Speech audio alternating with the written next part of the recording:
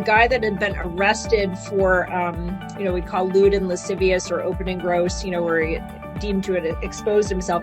He was in a mall parking lot, and he was observed by a family having sex with a exhaust pipe in their car. You're listening to the Therapist to Millions podcast, where we get under the skin and into the brains of the world's leading therapists with Dr. Susan Spicer and myself, Damien Mark Smith, as we delve into the world of all kinds of effective therapies with fascinating and challenging cases, plus marketing tips and what's really working in mental health right now. Hello and welcome to the Therapist to Millions podcast, where we get under the skin and into the brains of therapists around the globe and all different types of therapy.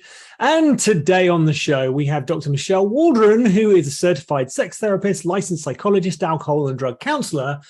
And she also has certifications in couples counseling and sex offender therapy, and works as an advocate for sexual health and empowerment, utilizing mindfulness, CBT and DBT approaches that are trauma-informed as she works with her clients' strengths. Now, outside of work, Michele enjoys spending time with her husband and 3 sons, as well as hiking, canoeing, paddleboarding, running, and reading fiction. So, Michele, welcome to the show.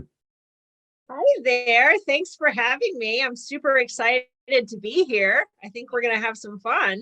Excellent. Well, let's get stuck in then. So just give us a little bit of an introduction as to, the types of therapy. I've given a little bit of an outline there, but the types of therapy, but more importantly, how did you get into that? What's your background? I never would have dreamed to be where I am today. It just sort of unfolded by a series of circumstances. So I got into the therapy field because I actually had 2 close friends as a teenager who I didn't know then, but had bipolar. So they were a great deal of fun when they were manic, but then would have a hard time inevitably at some point. And I felt really helpless about my ability to help them. So that got me to go to school to be a therapist. Well, in my first Psychology 101 class, my freshman year, that very first fall semester, we were offered the chance to do some volunteer work rather than write a paper. So I said, well, that sounds like a great way to avoid some work. So I was offered 2 choices. One was to go read books to kids or to go volunteer at a women's prison. So I went to prison and that was a great deal of fun. And so that got me into the forensic field. And then when I went to grad school, again, you have to do the experiential stuff. And it was, well, do you want to work with mentally ill sex offenders or go work in a college campus? Well, gosh, I'm going to work with mentally ill sex offenders. That just seemed like a lot more interesting to me. And from that experience, I worked in, prisons and worked with male and female sex offenders. And whenever you work in a prison, there's always a lot of substance use. So that's how I kind of scooped up the experience of being a licensed and alcohol and drug counselor. Well, and then over time, I ended up with people with sex addiction because the two just seem to go together. Not all therapists can talk about sex. And well, I've been doing it a while. And some people had compulsive behaviors with it, and that works with the addiction. So that's where I went. And did that for a while, and then COVID hit and we didn't have as much to do. So this is where I learned about sex therapy to a little bit more of a degree. And so I've shifted what I've been doing, but a lot of it is along the same line. So now I'm working with people with compulsive behaviors, but also women with sexual trauma, sexual pain, people who have difficulty with desire, orgasm, and arousal. And I enjoy this quite a bit as well. So it's been an adventure, but a wonderful one that I wouldn't change. That is quite an adventure. Okay, let's use some hypotheticals and no identifying factors. So give us some examples of success story, something that maybe hasn't gone so well and a challenge, but what you learned from it, and then a fascinating, interesting, or unusual case as well. Sure. So I'm going to start with an unusual one. So these are ones that I've told a few times to people. So when it comes to sexual behavior, I mean, certainly last thing I want to do is offend anyone, and what feels normal or feels good to one person may not to the other. So just want to be mindful of that. So when we say unusual, it just means something that is not very common, but certainly if that's what works for someone, that's what works, right? So definitely no disrespect. So just a caveat to that. So one unusual one, earlier in my career was a guy that had been arrested for, we call lewd and lascivious or open and gross, where he deemed to have exposed himself. He was in a mall parking lot, and he was observed by a family having sex with a exhaust pipe in their car. And so Wow. between therapists, we think of a lot of things like, how do you test to make sure that's safe to go there first, right? Don't want it too hot. Dual exhaust. I mean, there's so many different ways to go about that, but, again, not to be exploitive. So this was a guy. And so what happens with that is, when we are kind of teenagers or young adults and we're learning about sex in our bodies and what feels good, sometimes teenagers do things like, I'm going to dare you, right? I'll dare you to do blah, blah, blah, right? Many have had that experience. Well, he was in a parking lot with a group of kids as a teenager, and they dared him to like go stick his penis in an exhaust pipe. Well, it turns out that it just so happened, because when you're a teenager and have a penis, the wind blows and, anything can do that. So he had a really good orgasm. And so from there, he kept doing it. So this is sometimes how these things develop, is you just end up having two unrelated things paired together that create some kind of brilliance in the moment, and they want to keep going. Is this where we say to people on listening or watching on the podcast, do not try this at home? Right. Absolutely. I mean, unless you have your own boundaries and you've thought it through well ahead of time, but nonetheless, you can get arrested. Probably not a good idea. So that's an unusual and interesting case.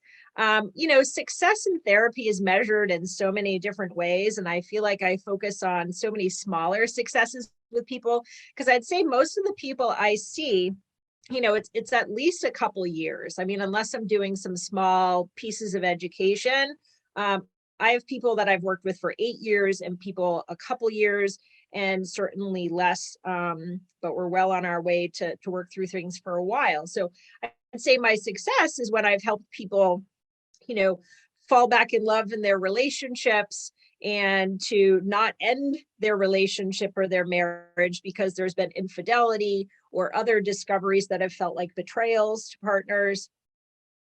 So that feels great. But I'd honestly say what I feel most good about in those situations is when I can help men become more emotionally connected and present, and to have a more deep connection with their partners. That to me feels like the biggest successes, because it's very hard to teach that. And it's probably a whole other podcast to talk about why that is so challenging for some men, the toxic masculinity, and how there's a paradox there. So separate podcast, but that to me feels most successful because that impacts them in many areas of their life.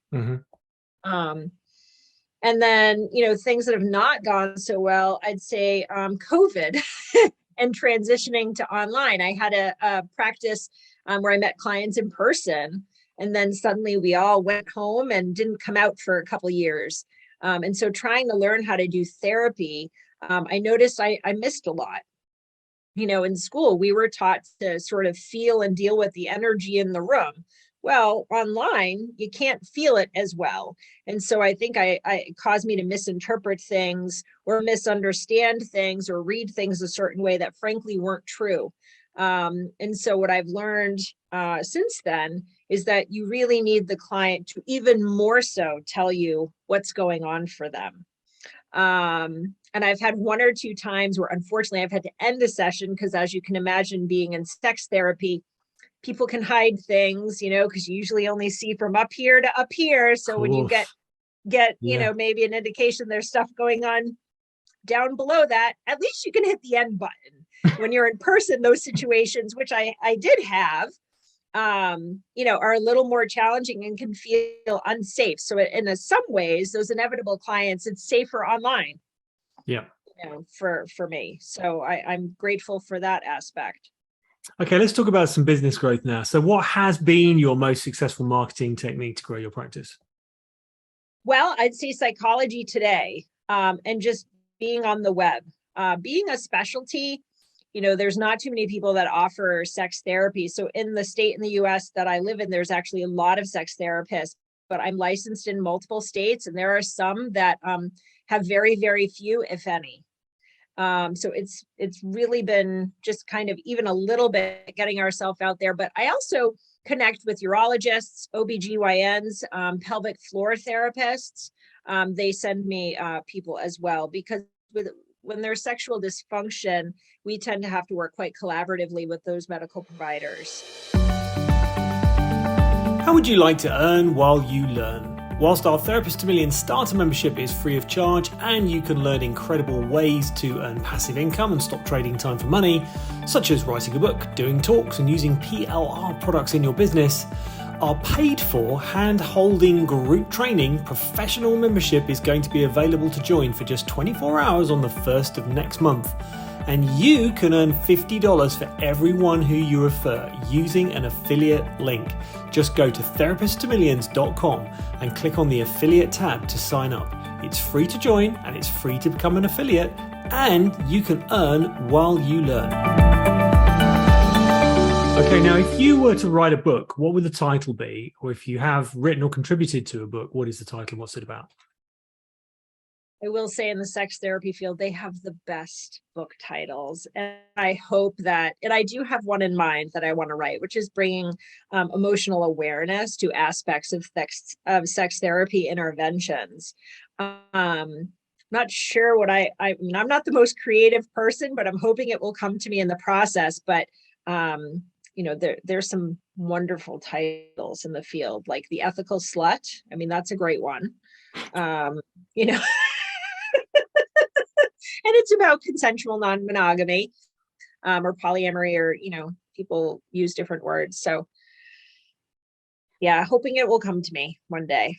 Fantastic. Well, this podcast happens to be going out unusually in the 24-hour period when we have opened up our professional membership. And this month, we are actually doing book writing month. So if you were thinking about writing a book, obviously this goes to you as well, then come and join our professional membership for $97, because we're going to be giving you 30 days of tips and tricks and accountability to help you write your book in time for Christmas. There you go, a little plug there. Just had to get that one in. Great. That sounds wonderful. I hope to have the bandwidth. I'm still in the research phase. Cool. Okay, now on the subject of books, what is the best therapy book you've ever read and why? And also your favorite non-therapy book? So I am an avid reader. I read a lot, especially non-therapy books. We all need a little bit of an escape as part of our self-care. I think that the challenge with knowing the names is, I don't know about anyone else, but when you have a Kindle, it doesn't tell you. Like if you have a physical book, you see the title every time you open it, right? So you're reminded what you're reading. When you're in Kindle, you open it up and you're back at the page. So I always tell people, I really enjoy the book, but I can't tell you what it is because I only see the title when I first open the book. I love it. So I generally like historical fiction and anything that maybe a little romance, though not too much, but anything that kind of shows people's resilience and offers hope. Therapy book wise, there have been so many along the way for me, but there's one that I'm reading right now that I really enjoy. And it's really just an intro to human sexuality by Justin Lehmiller, which is really great. It's just one of the more up-to-date sex therapy textbooks for me. It's, basic, but it has a lot of extra cool facts that I just think are fun. Fantastic. What about a non-therapy book? What's your favorite book? So again, it's hard to know what I'm reading, but I think I like Jody. I always struggle to pronounce her last name, but Picoult. She's a good one. Or gosh, I'm drawing a blank. Elin Hilderbrand is another good one. Fantastic. So any of their books. Excellent. Now you've got some interesting hobbies, obviously. So I'm assuming something is going to be included in this next answer. What is your top tip for mental health in the world today? I would say self-care. So finding space for just you.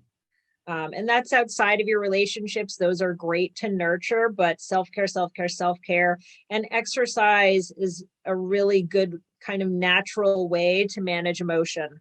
Yeah. And it's often underutilized. So whether you like rigorous exercise or yoga, I like rigorous exercise. That's what works for me, not a yogi. But that I think is huge. So get out there and at least walk, people. Absolutely. And, you know, hiking, canoeing, paddleboarding and running. I mean, that's, you've got a full set there. Mm-hmm. Superb. Now, fact or joke time. So tell us a fact that blows our mind, or tell us a joke that's one of a kind to win an exclusive Therapist to Millions, which I'm modeling here, t-shirt. I mean, it's hard to joke about sex therapy because, again, you don't want to unintentionally offend anyone. I mean, I'm full of fun facts about sex. So, you know, one that I think is really interesting, one I read the other day, is not only do men, but women also achieve orgasm spontaneously through the night. Women through clitoris, obviously, you know, men as typical, but men do it because there's a release of testosterone that gets released overnight, thus creating the morning wood. But women have that happen as well. Oh, wow. That is a fact that blows our mind. That's incredible.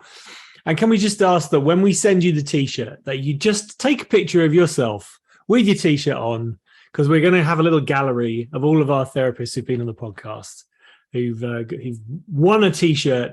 And finally, Michele, how can people get in contact or get hold of you?